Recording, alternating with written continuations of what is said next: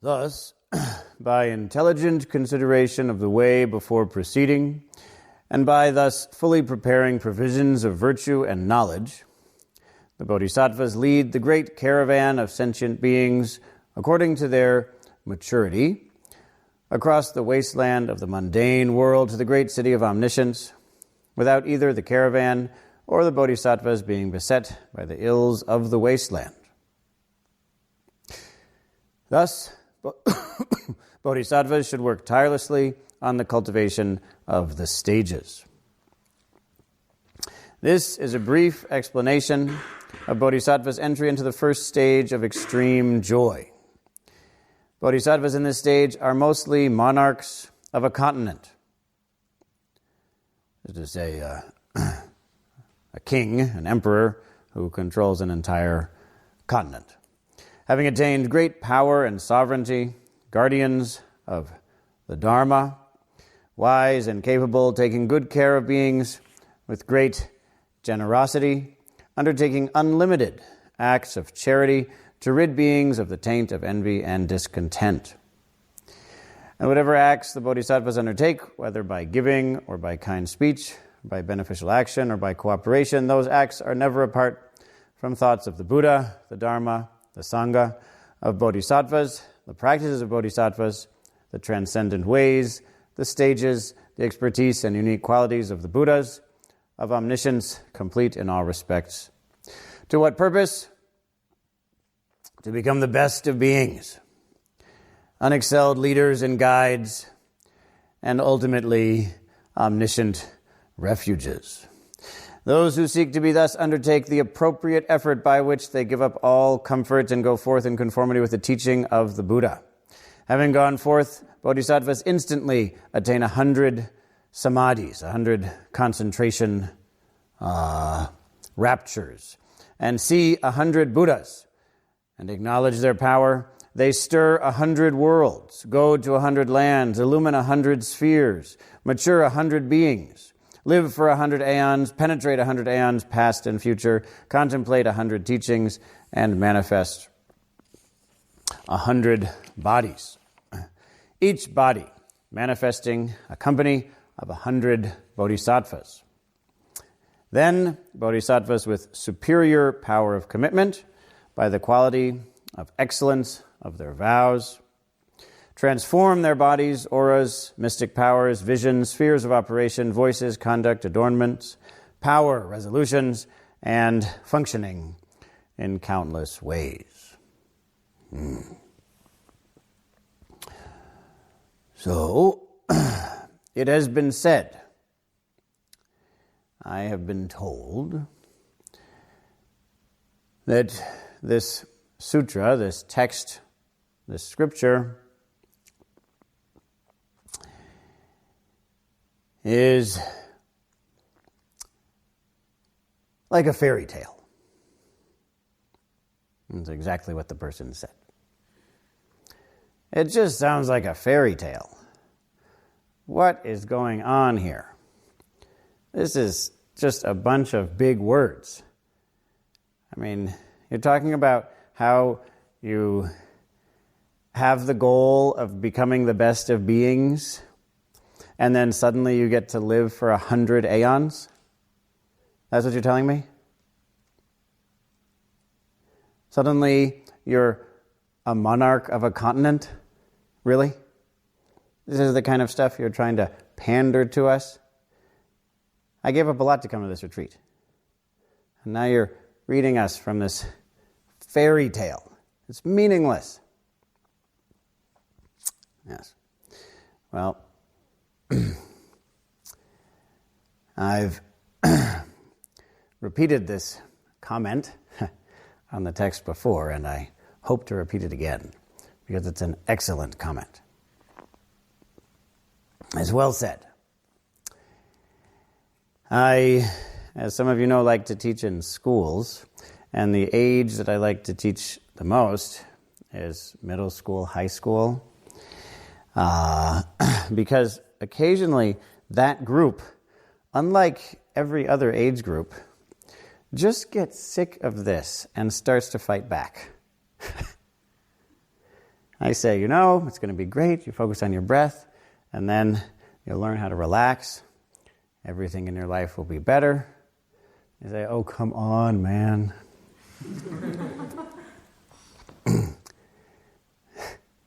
Like, what are you talking about? You expect me to believe that? Give me a break. Now, of course, at first, they're typically don't feel safe enough to say that. So they say something like this. I say, how is that? And they say, good. But that's a code word. It's a code word for, this is stupid. This is a waste of time, like the rest of what adults try to make me do. I would much rather be doing something useful. But instead, you have me here sitting, supposed to pay attention to my breath, which obviously wouldn't achieve anything even if I did it, so I'm not going to do it. Okay, watch this. See? Didn't work. I feel terrible. Just like I did before I did that. So that's a code word. It takes a long time for people to get to the point when they say, oh, give me a break. But when they finally can say, this is stupid and I hate it, well, something in my body just relaxes. You're like, okay, we made it to a real conversation. And I'd rather have a real conversation than a fake conversation any day. So let's have this conversation. So I like it if somebody says something like, this sounds like a fairy tale. What is the point of this? Because finally, we're actually talking about something. Are you sitting at an angle like this? If it's because of your posture, you should fix your posture. And if it's because you need to move over, you should move over. So, it's when we have real conversations that things get real. And I like it when things get real. Because as crazy as it may seem, I am claiming that this text is referring to something real. And when I say real, I simply mean that it's something that you can actually trust, something you can depend on, something you can give your life to and you won't regret it later. There are a lot of things we can give our lives to and regret it later.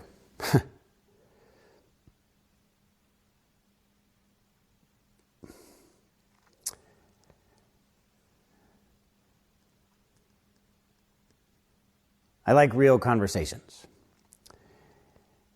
When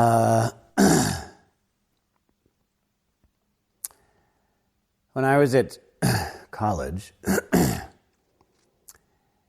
I was a freshman at college, and I met somebody there named Tom States. And when I met Tom, he was a senior at the time, I met him, and within just a few minutes, I realized this is exactly who I want to be. This is it. My goal now at this college is by the time I'm a senior, like he is now, I will be like he is now. I got 4 years. Maybe I can do it. He was a very charismatic, extremely intelligent, one of these overwhelming intellectuals whose ability in social intelligence surpassed even his intellectual capacity, and basically ran the school. He was a black man from Alabama, and he had risen to the status of overlord at that college. And I just thought it was fantastic. I thought, oh, you can win here. I want to win here. He ran everything. He was known by everyone. He was sort of famous. He ran lots of different student organizations. He had enormous sway over the administration. He could get more or less unlimited funding for any project he wanted.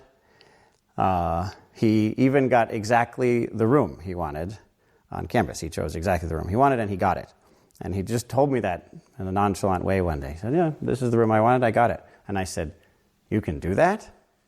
And he said, because people like you don't know that you can do that, I can do that. I thought, this is who I want to be.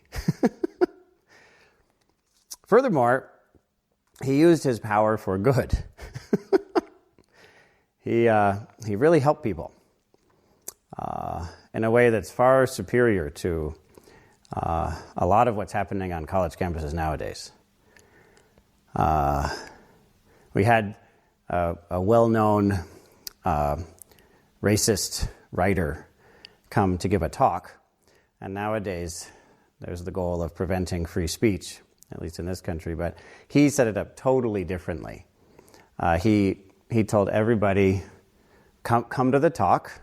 We filled the whole, this huge auditorium. He said, come to it, but let me take care of it. And since he's Tom States, everyone said, okay. And we all went and shut up.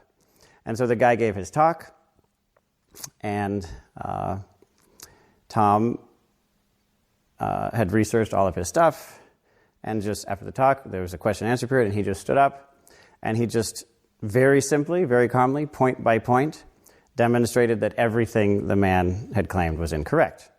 And that was it. He was just... The man was just cut off. There was just nothing. It wasn't like nowadays where it's a big battle. There was no battle. It was just simple. I told this story to Autumn, and I didn't even remember the guy's name. Because there was just nothing happened. It was just, so he's wrong. Because this young black man, not only was each point wrong, but this young black man was obviously more intelligent than the guy who was claiming that he was more intelligent than the young black man. It was just beautiful. It was this incredible performance. And I realized, wow, this is what I want. And I, just as an aside, I did it. In my senior year, I was him at that college. I ran the place. I was famous. I had unlimited access to resources and such. So, he was a great inspiration to me. And one of the reasons for that was that he kept it real. At one point, we were in his room, and somehow we started talking about racism and what we should do about it. And I was at the peak of my intelligence as measured by me, of my whole life. That was the high point of my intelligence if I was the one measuring it. So, which is to say, I was, according to me, extremely intelligent. And furthermore, I had grown up in a multiracial family, and I'd read several articles by prominent black intellectuals on the topic, and so I had a pretty clear plan about what we ought to do about these things. And he was very nice. He sat there and listened to me. Oh, right. You have anything more to say? Well, actually, yes, I do. And I said more. I said, right. Anything else? I said, well, sure, now that you ask. And so I talked for probably an hour or so, and he nodded.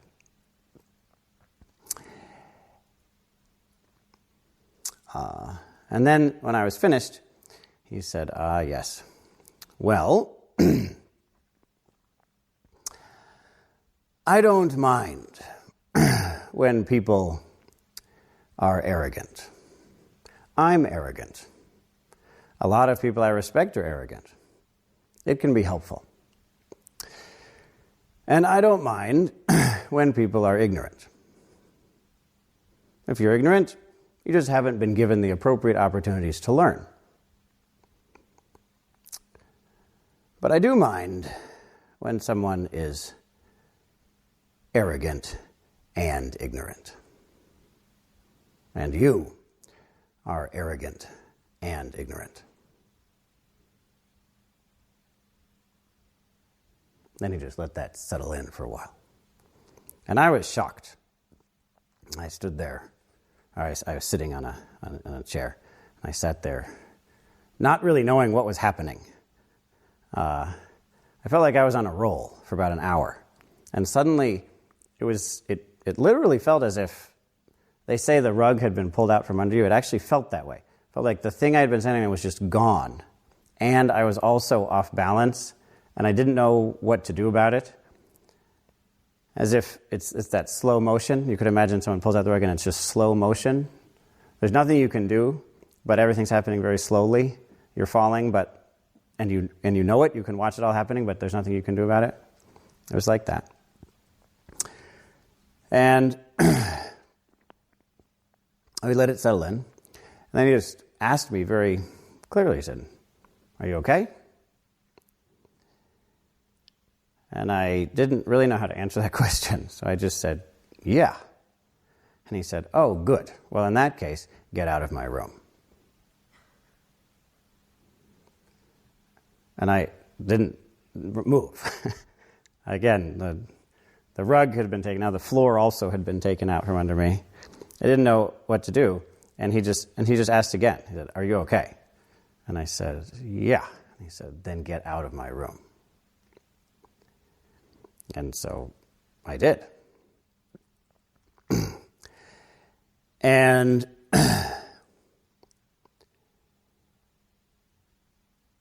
it took a few weeks for me to process that to the point that I could approach him again at lunch and say hi. And he was very nice about it. He said, "Oh, that's impressive. Impressive that you can say hi."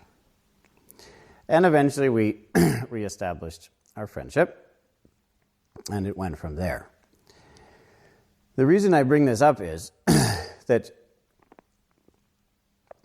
those few weeks of not having a rug underneath me made something real that had not been real.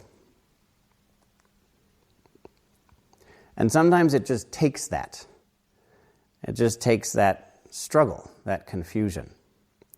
He would always sign all of his messages and emails and such. He always signs it, "Yours in struggle, Tom." So sometimes you just have to deal with the struggle. Sometimes you have to face it. And that's how things get real. And when we ask, is this just a fairy tale? What are you talking about here?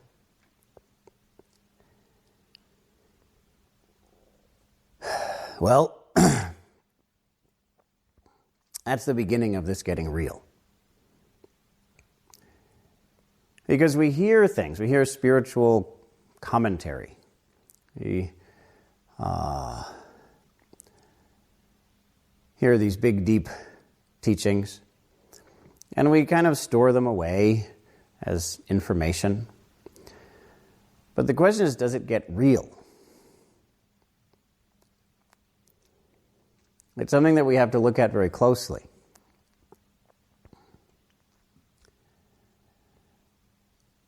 So, what is this passage all about? It talks about how we become monarchs, and we're leaders guiding a great caravan to the city of omniscience. We attain 100 bodies. What is this about? Well, in fact, this is something that can only be understood directly. It has to be real. You can read a lot of articles on it, and that won't do it. We have to struggle with it. But I can give you a bit of a sense of how this may not be entirely a fairy tale.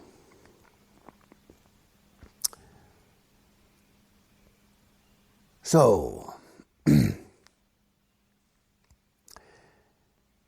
lot of the time when we ask who has power in the world, who is it who are these caravan leaders? Who is it who can run things, who can make things happen, who can control, say, 100 bodies, accompanied by 100 powerful beings? Who is it who can run things? Who is it that has power? Who is it that gets things done? Who is it that controls the world? And people say, well, Donald Trump. Donald Trump has a lot of power. Xi Jinping has a lot of power. Jeff Bezos. Bezos?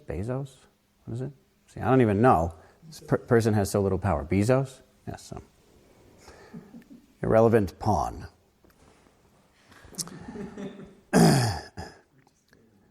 So, Jeff Bezos, whoever, we say these are the people who have power. And, oh, that I could only have such power.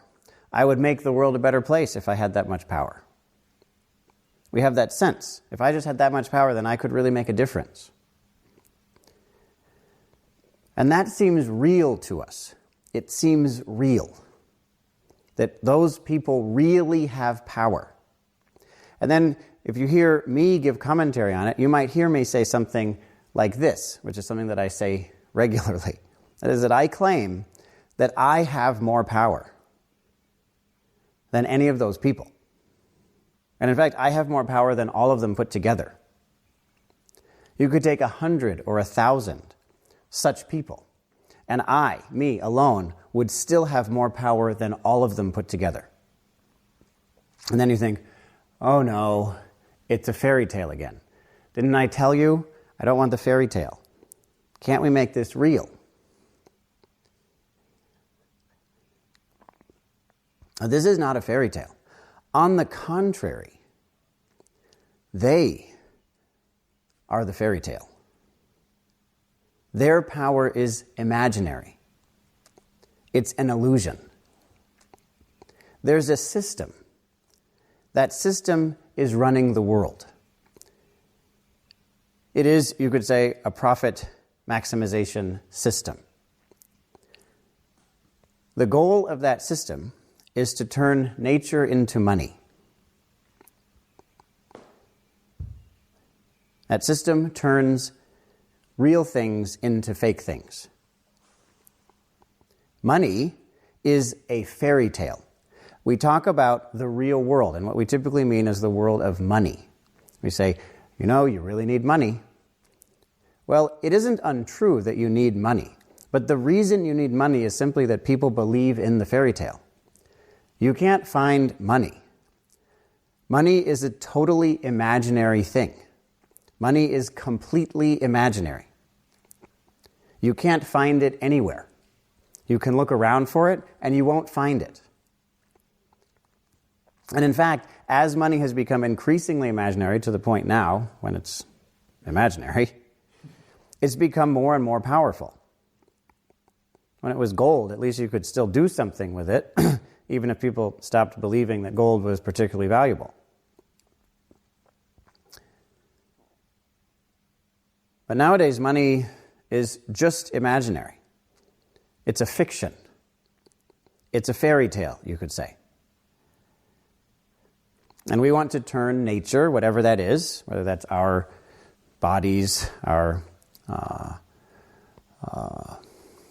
creativity, trees, whatever it is, want to turn everything into money. Those individuals who align themselves, align their hearts, align their minds, align their lives most completely with this fairy tale are given status within this system. The system says, These are the people with power. But why do they seem to be the ones with power? They seem to be the ones with power because they've given their power over. They must function within the system. By functioning within the system better than other people, by giving up their own power to it more than others, they seem within the system to have power. As long as you look at the world from within that frame, the people who have sacrificed their hearts to that frame seem to be the ones with power. They're uplifted by giving their power over to this myth, this fairy tale, this fiction. They seem, as long as you see the world in terms of that fiction, to have power. But they've given it up. You look at them, and do they manifest 100 bodies? Sure. They seem to manifest millions. They seem to control millions of people. Billions, you could say. It seems to be that way. But that is imaginary. It's an illusion. This system that runs the world provides us with this illusion. We ourselves buy into it. We look at the world from that perspective, and because we're seeing it from that perspective, an imaginary world arises, which we can really see, in which certain people who have totally given up their power, who have signed over their souls, who have no power whatsoever, who have signed a deal with Mara, with the devil. Hey, here it is. Here's my soul, and now give me power. But that isn't their own power. That's Mara's power. That's the devil's power. It seems as if they have power, but only because we have decided, we have chosen. We're not just victims here. We have chosen to see the world from that perspective. If we can escape from that frame, if we regain our power from that frame, and not within that frame, having removed our power from it, having disentangled our minds from it, take one breath, we have done something that's more powerful, more beneficial than everything all of those people are doing put together. And you can say, well, it's not very powerful. I would agree, it's not. But it's more powerful than having absolutely no power.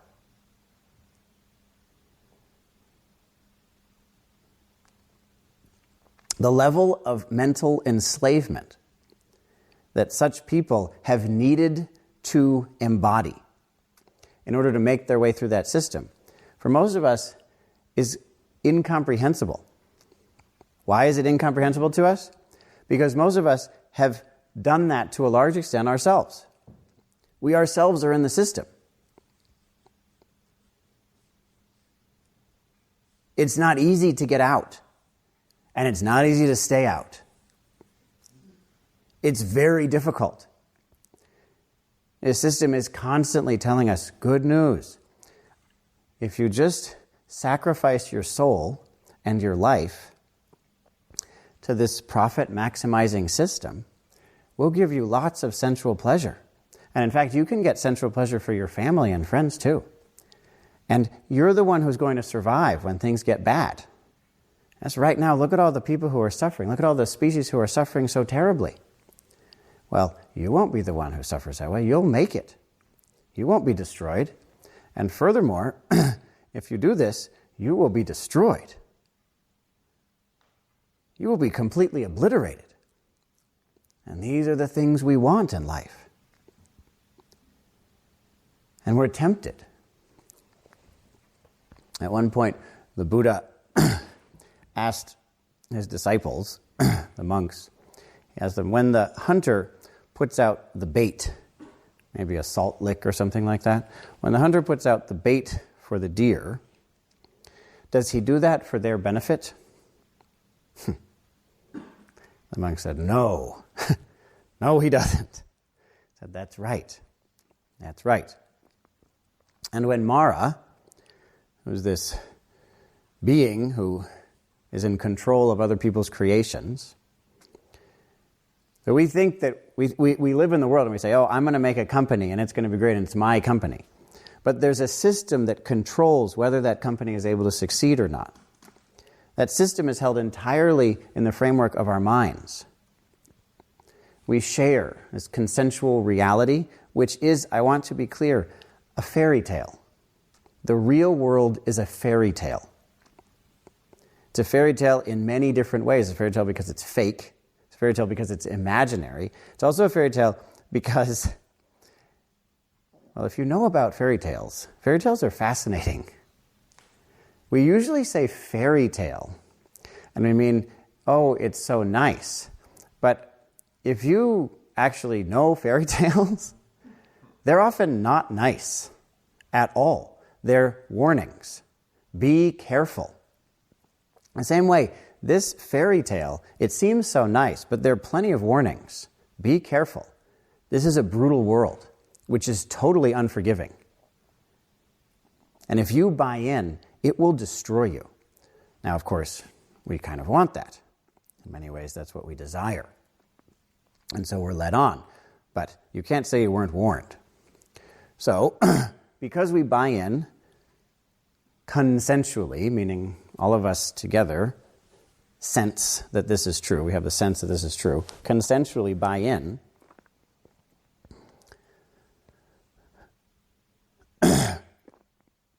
it appears real.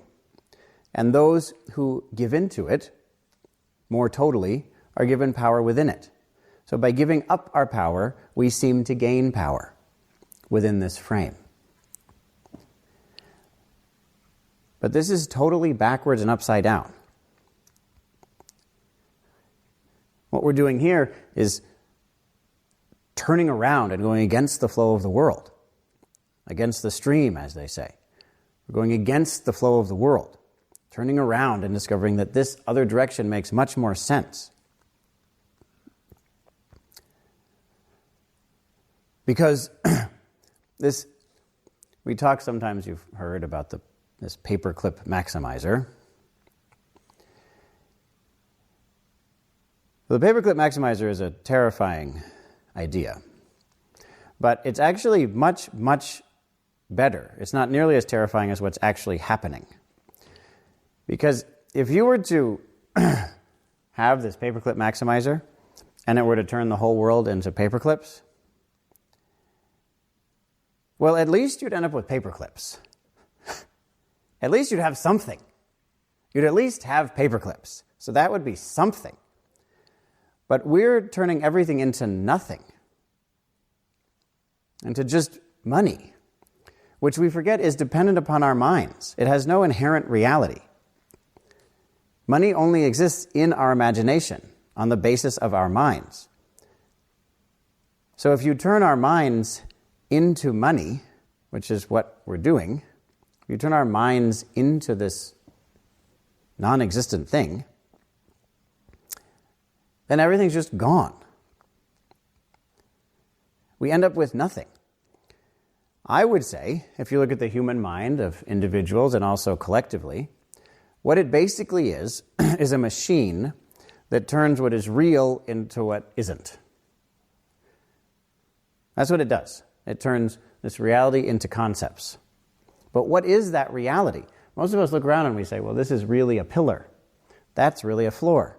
This is really a piece of paper with real words on it. But all of those are concepts. Again and again, moment by moment, and over millennia, we turn nature into concepts. That's what our minds do. That's the thing that they do. And it's because we're imprisoned in that process, because we understand that process of constantly experiencing that which is fictional to be real. It's because of that that we can be trapped by Mara, by this profit maximizer. And basically what we're doing as we sit here is we're attaining true power. In the same way that within that frame, by giving up your power to it, you seem to have power. By giving up the power that you have within that frame, you attain true power. Is that too much? If you're in the frame and you give your power over to the frame, over to this profit maximizing idea, if you give yourself over to that, then you seem within that frame to have power. And in the same way, if you give that power up, you regain your real power. Because of that, you can actually do things, not just in the imaginary world. When we wake up from this dream, what we see, as terrifying as it might sound, is countless millions, billions of people living in a dream. Working so hard on a world that's only in their imagination, that has no inherent reality. That they perceive, of course, you can't say it's not there, people perceive it, but it's only there because it's perceived. Our minds construct it moment after moment without us even noticing. This constant conversion of nature into concepts is so automatic and so complete that we're living in a dream without noticing it. We think it's the real world. And it's because we're all functioning together in this dream that we're so powerful that we can actually impact and ultimately destroy the real world.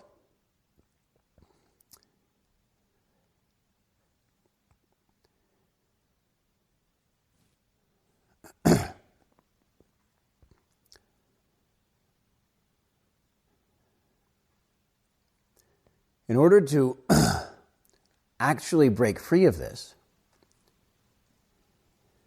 we first and foremost have to clarify what our intent is. What are we actually doing here? It's something that we should be continually examining. What are we trying to do here?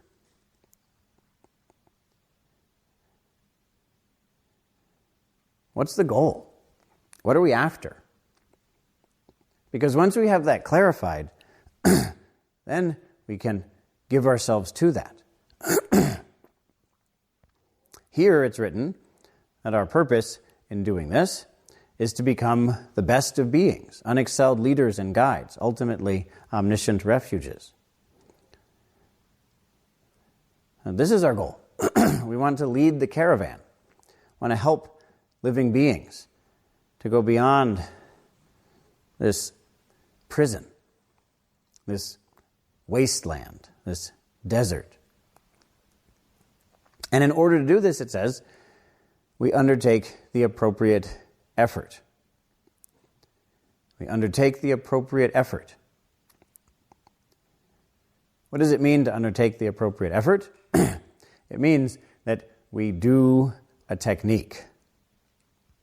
These techniques are designed in order to free our minds from the illusions, the fairy tales that run them, that enslave us. We do a technique, again and again, noticing how much of what we're experiencing is made up. In order to move forward in this way, we need to have faith. We need to have deep faith. Because we won't make this effort without that faith. It's because of faith that we make an effort. And it's because we make the effort that we gain faith.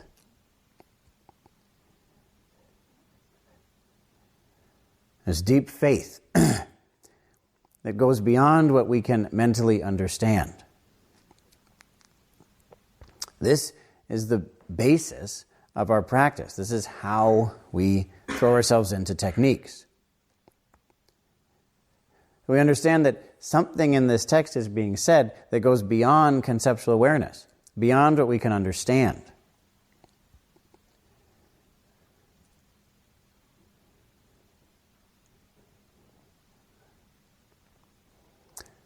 I've told the story before, but it's worth telling again. In order to understand what is meant by this faith. And this story is often misunderstood. It's a famous story, and it's often misunderstood. Because the moment we turn these deep spiritual stories into conceptual understanding, we lose the point.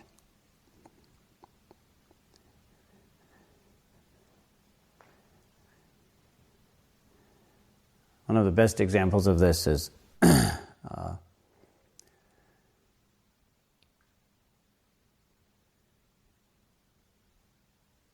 there's a phrase in Arabic and a number of languages in which it said, "There is no God but God. There is no God but God." Le ilaha. There is no God but God. And oftentimes people hear that and then say, well, this is my idea of God, which is the real God, and every other idea of God is wrong. Without understanding that, didn't you just hear what was just said? There is no God but God. Your idea of God is not God. There is no God but God. In that way we can cut away all of our ideas about God, all of these false idols that we hold on to, our conceptual understanding of God. We cut all of that away. But instead of that, we use this phrase in order to become even more firm in our concepts and our attachments to who we think God is, without understanding that there is no God but God. Any idea you have is still just your idea of God. That's not God. So please, consider this story from a place that goes beyond conceptualization. So, it is Easter now, isn't it? Here we are, Easter Sunday. Happy Easter. Easter is a joyous day because on this day, Jesus came back out of the cave. And when he came back out of the cave, he met with a number of different people. He met with Mary and his disciples. And it was very difficult for them to believe that Jesus had actually come back. Is this really possible? It's very hard for them to believe it. And one of the people who he met was his apostle Thomas. Thomas is a very interesting apostle. Again, many people misunderstand Thomas. It's best if we don't. Because the depth of the Gospel of Thomas is extraordinary. And so he and Jesus had a particularly close relationship. And this Thomas saw Jesus, met with him, and said, and again, try not to get lost in conceptual awareness here. It's a fantastic story. This is an excellent teaching that the two of them have provided us with. Thomas saw Jesus and he said, I don't believe this. I don't believe this. There you were on the cross. They stabbed you. You died. You were in the cave for days. Now you're back. I don't believe it. It can't be true. Jesus said, well, it's true. He said, well, the only way I'll believe it is if I can actually see the wounds in your hands from the nails being put in. Only then will I believe it. Show me. Let me see it. To see those wounds in order for me to believe this. And so Jesus extended his hands, and Thomas saw the wounds, and he could believe. And Jesus said, blessed are those who have not seen and yet believe.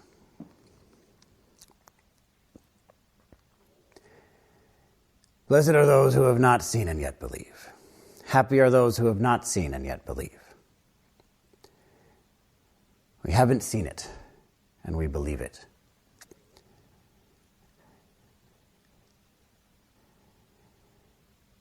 So, we can take this literally, which is fine, nothing wrong with that. But if you're talking about two people like this, why stop there? Why shortchange yourself? What is going on here in this conversation? What could it mean to say, blessed are those, happy are those who have not seen and yet believe? You haven't seen it, but still you believe it. Beyond conceptualization, what does that mean?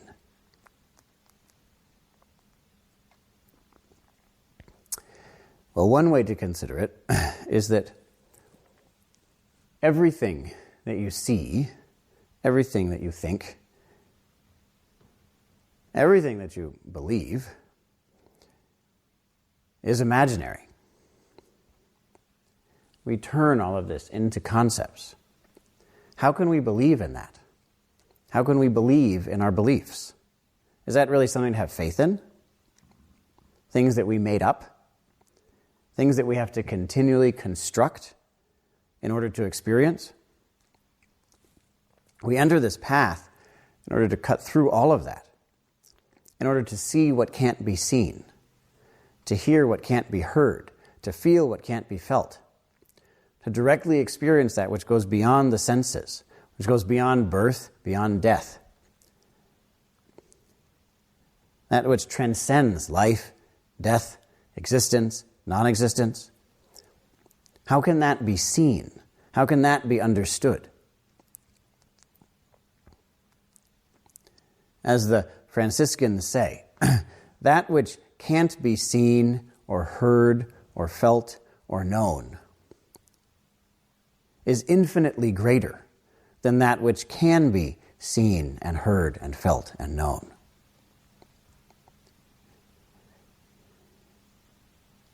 To directly experience this, that is faith. It's the opposite of blind faith. The direct experience is faith. Faith is the direct experience because faith is the letting go of the way we see the world. No longer trusting in that, basing our lives in that, being enslaved by that, giving our power over to that.